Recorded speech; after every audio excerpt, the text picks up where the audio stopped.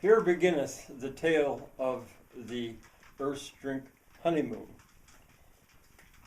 Well, the couple, when I put this hat on, you know I'm spinning a tale. This is fiction.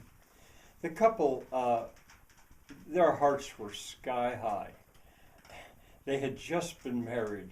It had been less than 6 hours since they became man and wife. And their hearts literally were sky high.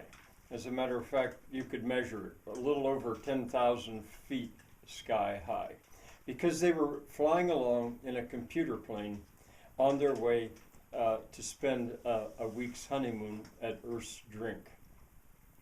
Now, if they'd been on the ground, they would have been their hearts would have been sky high anyway, because these two had, every couple I'm sure is special, but they had known each other since childhood.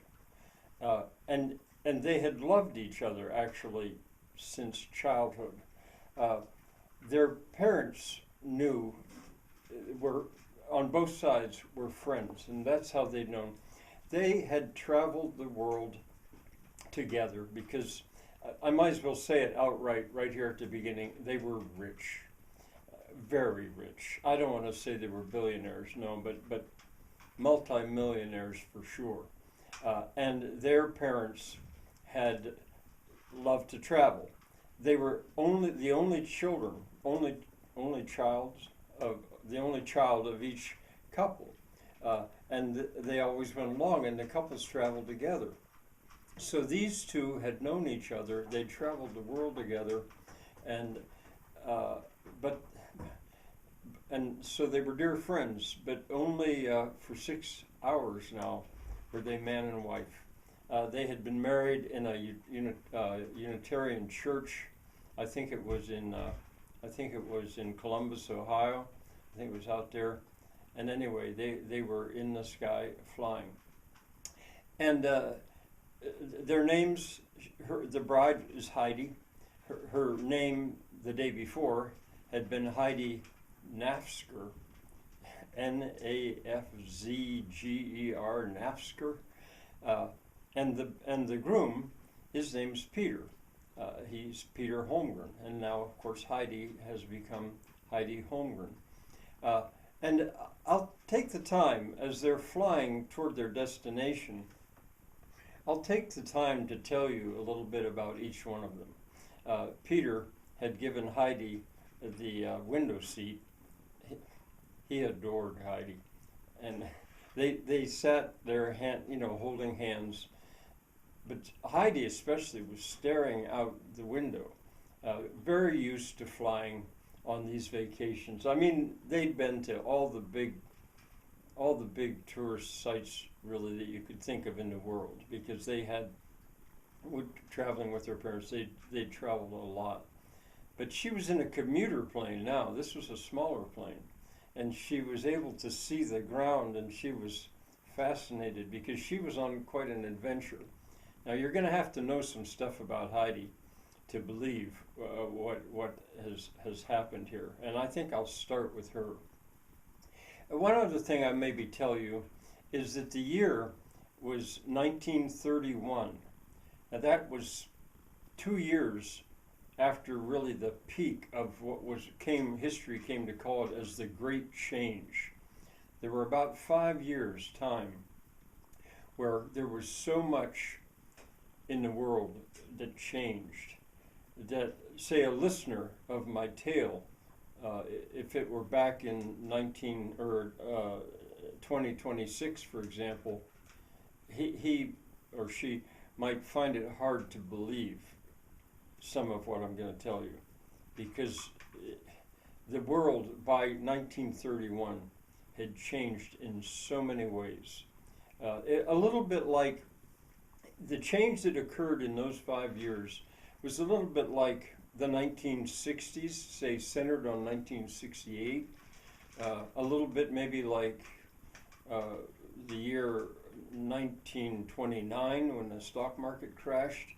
A lot of people had thought that the year 2029 100-year anniversary, something like that was going to happen. Well, it didn't exactly, but maybe like the year 1848, if you know about that year, or how about 1789, the French Revolution. There were certain times in history where culture changed dramatically, very fast, and that had been going on for the last 5 years. They had lived through that as college kids. All right. Anyway, back to Heidi. Her parents, ancestors, had moved into Ohio. I think it was in the area of Columbus originally. I'm not too sure, and they had come out of somewhere in Pennsylvania. I think it was somewhere in Cambria County, maybe, or no, Indiana County, I think maybe. You know, her ancestry. I don't know that much about it, and she hadn't studied it that much. But the name, that odd name that she had, was they stuck to the spelling of it. It's a Swiss German name, and so ultimately her ancestors on her father's side were Swiss German, from the area around Bern. But that doesn't really matter so much. But anyway, as she was raised, she was an exceptional student, aside from all this traveling.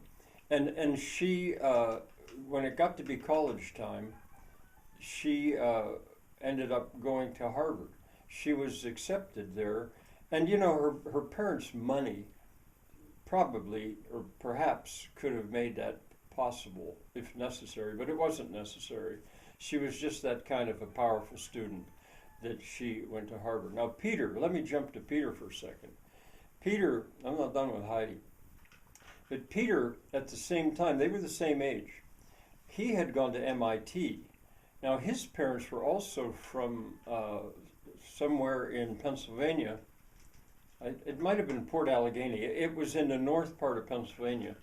And his grandfather, I think maybe it was, had gone to Akron, Ohio, and excelled as an engineer. I mean, they came from a stock, if it was Port Allegheny, I know it was someplace up there that had a glass factory, and his ancestors were mill workers, actually, way back.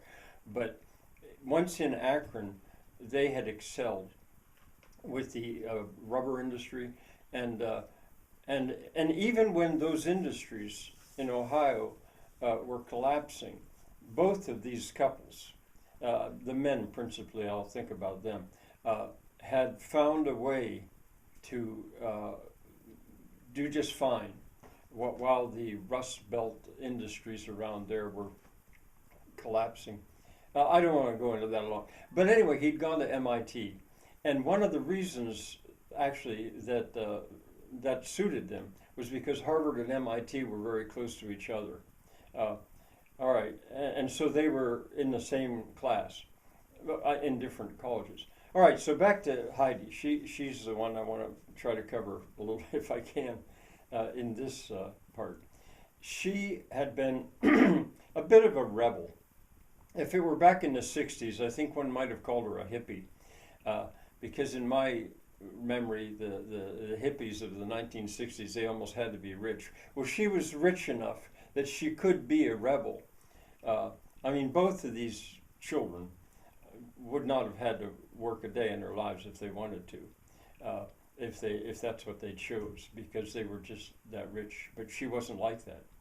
You'll get to know her better as I tell this story. And why they were doing this. I mean, why did they have a wedding? They had their wedding in the church service on Sunday. It was just part of the church service. How simple could you get? People expected there'd be some unbelievably fancy wedding and reception and all that. No, she didn't want that. And Peter went along with it. He didn't really want that either. So it was just as part of the church service. They had been married, and there was no big reception. They just chose not to do that. And now they for their honeymoon, they could have gone to the Caribbean or to Paris or to Switzerland or China, anywhere they wanted, the Tahiti, anywhere they wanted to go. But they chose Earth's spring. Earth's drink. How could that be? Well, I'll tell you in the next video.